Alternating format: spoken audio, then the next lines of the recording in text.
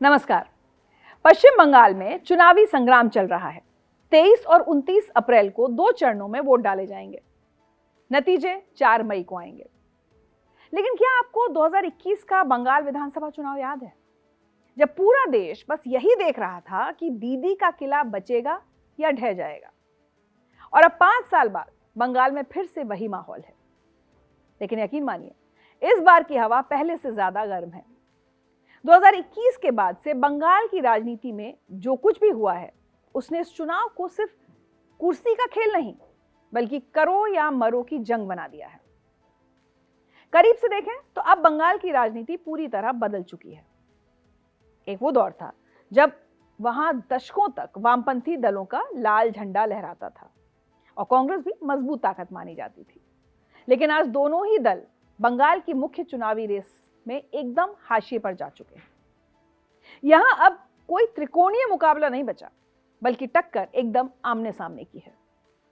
एक तरफ ममता बनर्जी की सत्ताधारी तृणमूल कांग्रेस है, जो एक बार फिर बंगाली अस्मिता और माटी की बेटी वाले दांव पर चुनाव लड़ रही है। तो दूसरी तरफ बीजेपी है, जो 2021 की अपनी अधूरी कोशिश को इस बार हर हाल में पूरा करना चाहती है। बीजेपी का पूरा कैंपेन बंगाल में परिवर्तन लाने के मुद्दे पर टिका हुआ है। सड़कों पर नारे गूंज रहे हैं और न्यूज चैनल्स पर डिबेट्स का शोर है। लेकिन इस राजनीतिक हंगामे में एक आम वोटर क्या सोच रहा है? अक्सर यही होता है कि नेताओं की बयानबाजी और हंगामे में वो असली मुद्दे कहीं खो जाते हैं, जो चुनाव के नतीजे तय करते हैं। इसलिए अनकही में आज हम इस शोर शराबे से दूर हटेंगे। हम हवाई दावों के बजाय उन चीजों पर बात करेंगे जो कैमरे के पीछे की असली कहानी बताती है। आज के इस वीडियो में हम पक्के डेटा और ऐतिहासिक ग्राफ के आधार पर बंगाल के बदलते मूड को समझेंगे। हम उन बुनियादी और असली मुद्दों की तह तक जाएंगे जो इस बार वोटर्स के दिमाग में चल रहे हैं। इसके साथ ही ओवैसी फैक्टर को भी डिकोड करेंगे, जिसकी चर्चा हर चुनाव में होती है। मुस्लिम वोटों को लेकर ओवैसी का जो असर बताया जाता है, उसकी जमीनी हकीकत क्या है? क्या इस बार वो हुमायूं कबीर के दम पर बंगाल में अपना खाता खोल पाएंगे? सबसे पहले बात करते हैं कि दोनों बड़ी पार्टियां जनता को क्या समझाना चाह रही हैं। चुनाव जीतने के लिए दोनों के पास अपनी अपनी कहानी है, जिसे पॉलिटिकल नैरेटिव कहा जाता है। शुरुआत करते हैं सत्ताधारी तृणमूल कांग्रेस यानी टीएमसी से। ममता बनर्जी इस बार दीदी के 10 वादे लेकर मैदान में उतरी हैं, जिसके जरिए वो हर वर्ग को साधने की कोशिश कर रही हैं। टीएमसी का सबसे बड़ा और अचूक हथियार है लक्ष्मी भंडार योजना। यह योजना पार्टी के लिए मजबूत ढाल बन चुकी है। इसमें सामान्य वर्ग की महिलाओं को 1500 रुपए और SC/ST वर्ग की महिलाओं को 1700 रुपए हर महीने दिए जा रहे हैं।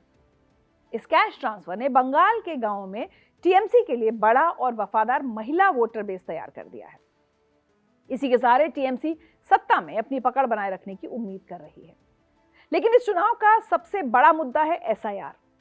ममता बनर्जी ने इसे बंगाल के मान सम्मान और हक की लड़ाई बना दिया है।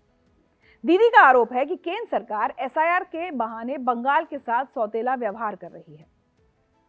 ये टकराव तब और तीखा हो गया जब ममता खुद इस मुद्दे पर धरने पर बैठ गई। उनका कहना है कि केंद्र की टीमें जांच के नाम पर बंगाल आती हैं, लेकिन उनका असली मकसद राज्य की कल्याणकारी योजनाओं में अड़ंगा लगाना और लोगों के नाम वोटर लिस्ट से हटवाना है।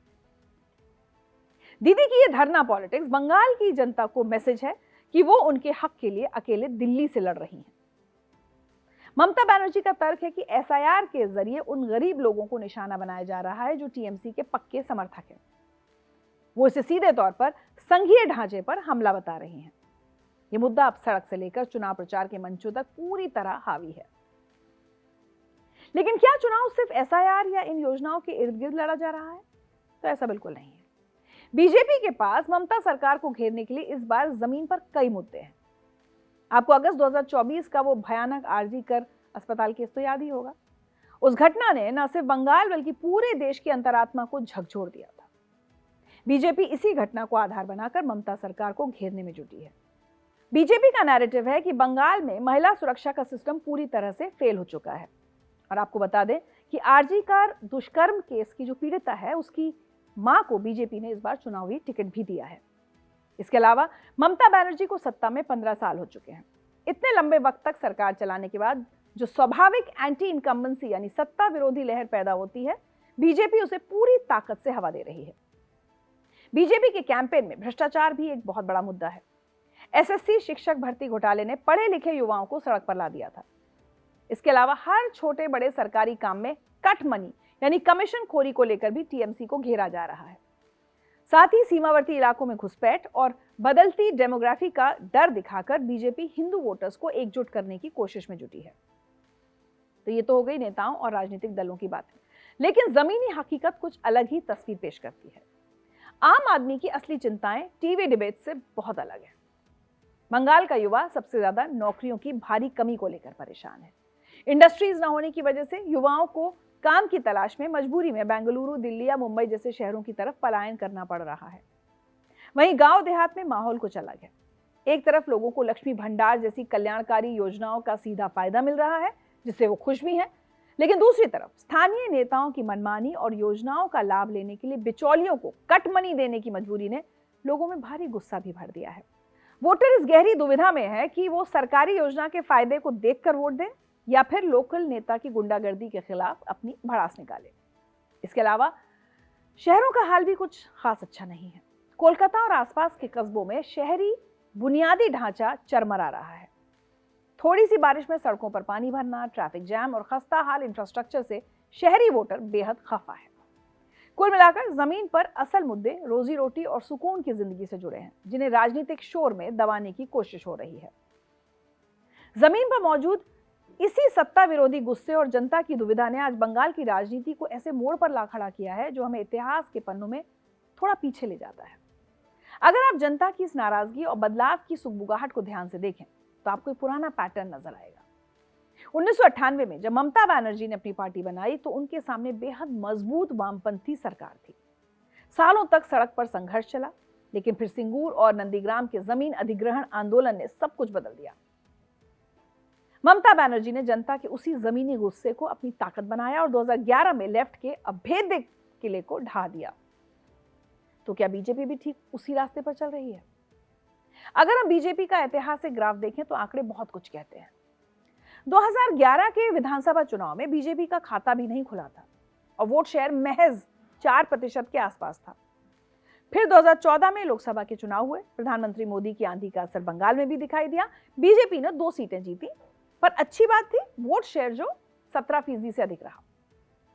इसके बाद 2016 के विधानसभा चुनाव में बीजेपी सिर्फ 3 सीटें जीत पाई और वोट शेयर भी 10% रहा। तब तक कोई उसे मुख्य मुकाबले में गिनता भी नहीं था। लेकिन 2019 के लोकसभा चुनाव में बंगाल की राजनीतिक तस्वीर पलट गई। बीजेपी ने 18 लोकसभा सीटें जीत ली और उनका वोट शेयर 10% से छलांग लगाकर सीधा 40% के करीब पहुंच गया। यह वो टर्निंग पॉइंट था जिसने टीएमसी की नींद उड़ा दी। अब बंगाल में नए विपक्ष को जन्म दिया। इसी मोमेंटम को लेकर जब बीजेपी 2021 के विधानसभा चुनाव में उतरी तो वो 77 सीटों और करीब 38% वोट शेयर के साथ बंगाल की सबसे बड़ी विपक्षी पार्टी बनकर उभरी। इसके बाद 2024 के लोकसभा चुनावों में बीजेपी की सीटें जरूर कम हुई। इस बार उसे 12 सीटें मिली, पर पार्टी ने 38-39% का वोट बैंक मजबूती से बनाए रखा, जो साबित करता है कि उनकी जमीन अब बंगाल में पक्की हो चुकी है। तो क्या 2026 में बीजेपी वो कमाल कर पाएगी जो टीएमसी ने 2011 में किया था? क्या बीजेपी 2011 वाली टीएमसी बन पाएगी? अगर हम इन दोनों पार्टियों के ग्राफ को अगल बगल रखकर देखें तो कुछ समानताएं साफ नजर आती हैं। 2011 में जो वोटर लेफ्ट सरकार से नाराज था वो बिना बटे सीधा ममता बनर्जी के पास गया था। आज ठीक वही पैटर्न बीजेपी के साथ दिख रहा है। कांग्रेस और वाम दलों के हाशिए पर जाने के बाद जो भी वोटर टीएमसी सरकार की नीतियों, बेरोजगारी या कटमनी से परेशान है, उसका वोट बीजेपी को जा रहा है। सत्ता विरोधी वोट पर अब बीजेपी का कब्जा नजर आ रहा है। लेकिन इस कहानी में एक बुनियादी फर्क भी है जिसे नजरअंदाज नहीं किया जा सकता। 2011 में जब टीएमसी सत्ता में आई तो उनके पास ममता बनर्जी जैसा एक बड़ा जमीनी और लोकल चेहरा था। वो माटी की बेटी थी जो बंगाली अस्मिता का प्रतीक बनकर सड़क पर वामपंथियों से लड़ रही थी। पर बीजेपी के पास बंगाल में ममता बनर्जी के कद का कोई सर्वमान्य स्थानीय चेहरा नहीं है। हाँ, ये सच है कि बीजेपी के पास शुभेंदु अधिकारी जैसे कद्दावर नेता मौजूद हैं। 2021 में शुभेंदु नंदीग्राम में ममता बनर्जी को मात दे चुके हैं और आज भी वो जमीन पर लगातार लड़ रहे हैं। लेकिन क्या वो बंगाल के लिए मुख्यमंत्री का चेहरा बन पाए हैं, इसे लेकर अब भी सवालिया निशान है। जबकि जमीनी हकीकत यह है कि आज भी बीजेपी का मुख्य चुनाव प्रचार प्रधानमंत्री नरेंद्र मोदी के चेहरे, उनकी राष्ट्रीय लोकप्रियता और हिंदुत्व की विचारधारा पर निर्भर है। इसलिए चुनाव में सीधा मुकाबला ममता बनाम मोदी का हो जाता है और यहीं पर बीजेपी के लिए चुनौती सबसे ज्यादा बढ़ जाती है, क्योंकि विधानसभा चुनावों में वोटर अक्सर अपना लोकल नेता ढूंढता है जो उनके बीच का हो, उनकी भाषा बोलता हो। तो क्या एक मजबूत स्थानीय बंगाली चेहरे के बिना सिर्फ सत्ता विरोधी गुस्से और एक राष्ट्रीय चेहरे के सहारे बीजेपी 2011 वाला इतिहास दोहरा पाएगी? मुश्किल लगता है, लेकिन नामुमकिन नहीं है, क्योंकि बंगाल के पड़ोस में ही उड़ीसा है, जहां बीजेपी ऐसा कारनामा कर चुकी है। वहां उसने बीजेडी के 24 साल के शासन का अंत करके सरकार बनाई, वो भी बिना किसी बड़े चेहरे के। तो बंगाल में भी बदलाव संभव है और इसी बदलाव की असली चाबी बंगाल के नक्शे और यहां की उलझी हुई डेमोग्राफी में छिपी है। इस चुनावी समर में बंगाल का सियासी नक्शा दो अलग खेमों में बटा हुआ नजर आ रहा है। चलिए सबसे पहले उत्तर बंगाल की तरफ चलते हैं, जो अब बीजेपी का मजबूत गढ़ बन चुका है। यहां राजवंशी समुदाय और चाय बागानों में काम करने वाले वोटर्स ने पिछले कुछ चुनावों से बीजेपी पर पूरा भरोसा जताया है। इसी तरह जंगल महल की जो आदिवासी बेल्ट है, वो भी बीजेपी के लिए सेफ जोन बनकर उभरी है। इनके अलावा एक और बड़ा फैक्टर है जो इस चुनाव में असली गेम चेंजर साबित हो सकता है, मतुआ समुदाय, जो बंगाल की सियासत में अहम भूमिका निभाते हैं। बंगाल के कई जिलों में मतुआ वोटर्स की बड़ी और निर्णायक आबादी है। मतुआ समाज मुख्य रूप से बांग्लादेश से आया दलित समुदाय है। जब से केंद्र सरकार ने CAA यानी नागरिकता संशोधन कानून लागू किया है, इन मतुआ बहुल इलाकों में बीजेपी की पकड़ और भी पक्की हो गई है। बरसों पुराना नागरिकता का जो वादा था, वो अब जमीन पर बीजेपी के लिए सॉलिड वोट बैंक में बदलता दिख रहा है। लेकिन दक्षिण बंगाल की तरफ सियासी हवा का रुख एकदम अलग है। दक्षिण बंगाल, जिसमें कोलकाता, हावड़ा, हुगली और इसके आसपास के इलाके शामिल हैं, वो आज भी TMC का सबसे बड़ा और अभेद्य किला बना हुआ है। इसके साथ ही बंगाल के जो अल्पसंख्यक बहुल जिले हैं, जैसे मुर्शिदाबाद, मालदा और उत्तर दिनाजपुर, यहाँ भी TMC की जड़ें बहुत गहरी हैं। ये अल्पसंख्यक वोट बैंक और दक्षिण बंगाल का इलाका ही वो ढाल है जिसके भरोसे ममता बनर्जी की सत्ता टिकी हुई है। अब जरा शहरों की तरफ लौटते हैं और समाज के बदलते समीकरणों को समझते हैं। बंगाल का जो पढ़ा लिखा शहरी मध्यम वर्ग है, जिसे भद्रलोक कहा जाता है, उसकी सोच में बड़ा शिफ्ट आ रहा है। आरजीकर अस्पताल की घटना और लगातार सामने आ रहे भ्रष्टाचार के मामलों ने इस भद्रलोक वर्ग को सोचने पर मजबूर कर दिया है। राज्य सरकार के खिलाफ उनमें काफी नाराजगी है। दूसरी तरफ दलित और आदिवासी यानी SC/ST वोटों का जो बंटवारा हो रहा है, वो भी अब हार जीत के मार्जिन को तय करने में बड़ी भूमिका निभा रहा है। अगर आप इन सारी बातों, इलाकों और जातियों को एक साथ जोड़कर देखें तो बंगाल की राजनीति का सच सामने आता है। एक समय था जब यहाँ चुनाव लेफ्ट की विचारधारा, मजदूरों के हक या जमीन सुधार जैसे मुद्दों पर लड़े जाते थे, लेकिन आज जमीनी हकीकत बिल्कुल अलग है। बंगाल का चुनाव पूरी तरह से पहचान की राजनीति पर आकर टिक गया है। वोटर अपने मुद्दों से ज्यादा अपने समुदाय, अपनी जाति, अपने धर्म और अपनी पहचान के आधार पर अपना नेता चुन रहा है। और यही एंट्री होती है हुमायूं कबीर की, जो अपने धर्म और अपनी पहचान के नाम पर अपने लोगों यानी मुस्लिम वोट में सेंध लगाने की जुगत में है। आपको जानकर हैरानी होगी कि बंगाल का चुनावी गणित इसी एक वोट बैंक के इर्द गिर्द घूमता है। बंगाल में मुस्लिम आबादी करीब 30% है और पिछले कई चुनावों से यह समुदाय रणनीतिक मतदान करता आया है। स्ट्रेटेजिक वोटिंग का मतलब है कि उनका वोट बिना बटे एक मुश्त उस पार्टी को जाता है जो बीजेपी को हराने की ताकत रखती हो। यही एक तरफा वोटिंग अब तक TMC और ममता बनर्जी के लिए लाइफ जैकेट साबित हुई है। लेकिन 2026 के इस चुनाव में हुमायूं कबीर के बढ़ते रसूख ने और असदुद्दीन ओवैसी की पार्टी AIMIM ने TMC के इस अभेद्य किले में दरार पैदा करने की कोशिश की है। बंगाल के 3 बड़े जिले मालदा, मुर्शिदाबाद और उत्तर दिनाजपुर, जहां मुस्लिम आबादी सबसे ज्यादा है, वहां इस बार हवा का रुख बदला हुआ नजर आ रहा है। ओवैसी का आक्रामक कैंपेन और कबीर की जमीनी पकड़ TMC के इस पक्के वोट बैंक में 10 से 15% तक की सेंध लगा सकती है। लेकिन यहां एक सवाल उठ सकता है कि ओवैसी तो 2021 में भी आए थे और पीरजादा अब्बास सिद्दीकी की पार्टी ISF ने भी तो तब ताल ठोकी थी, फिर भी TMC को कोई नुकसान क्यों नहीं हुआ था? दरअसल पिछले चुनाव में अब्बास सिद्दीकी का फ्लॉप होना बड़ा फैक्ट है जिसे समझना होगा।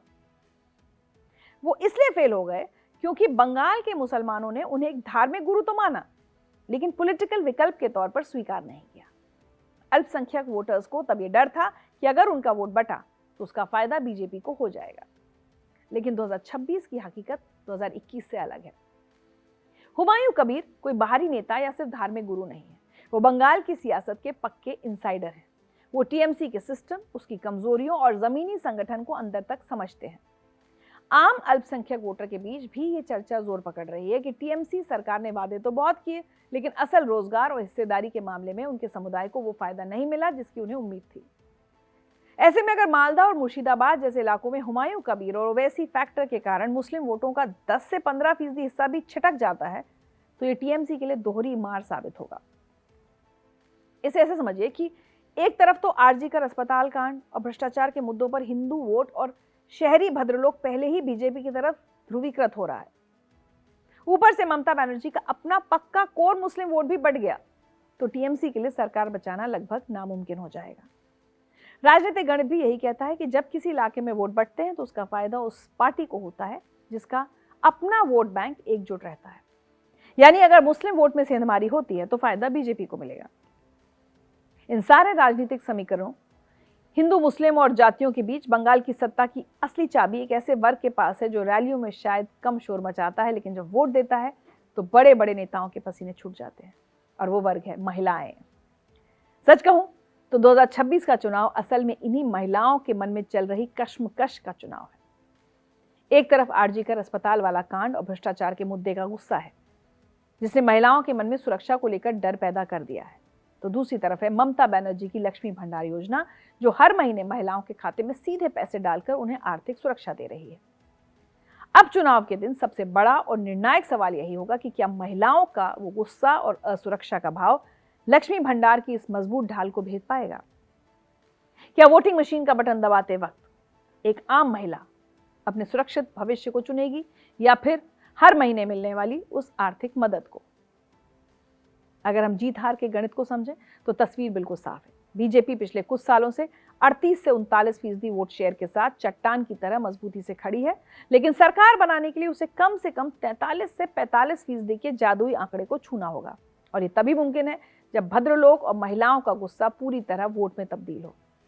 साथ ही हुमायूं कबीर और ओवैसी फैक्टर के जरिए टीएमसी का मुस्लिम वोट बैंक बट जाए, जबकि टीएमसी के पास सत्ता बचाने के दो ही फैक्टर्स हैं। उसे हर हाल में अपने 30% मुस्लिम वोट बैंक को छिटकने से रोकना होगा और महिलाओं का भरोसा टूटने से बचाना होगा। अगर इन दोनों में से एक भी दीवार गिरी तो दीदी के लिए अपना किला बचाना नामुमकिन हो जाएगा। तो कुल मिलाकर आप ये समझ लीजिए कि अप्रैल 2026 का ये चुनाव महज एक राज्य की सत्ता का चुनाव नहीं है। ये विचारधारा, अस्मिता और राजनीतिक वजूद की वो आर पार की लड़ाई है जिसने बंगाल को भारत की राजनीति का सबसे बड़ा और सबसे अहम बैटल ग्राउंड बना दिया है। आपकी बंगाल के चुनाव पर क्या राय है? क्या आप वहां रहते हैं, या बंगाल के हैं लेकिन रहते कहीं और हैं? आपको क्या लगता है इस बार के चुनाव में कौन सा मुद्दा सबसे ज्यादा हावी रहेगा, और आपको क्या लगता है जीत किसको मिलेगी? अपनी राय हमें कमेंट सेक्शन में लिखकर जरूर भेजें।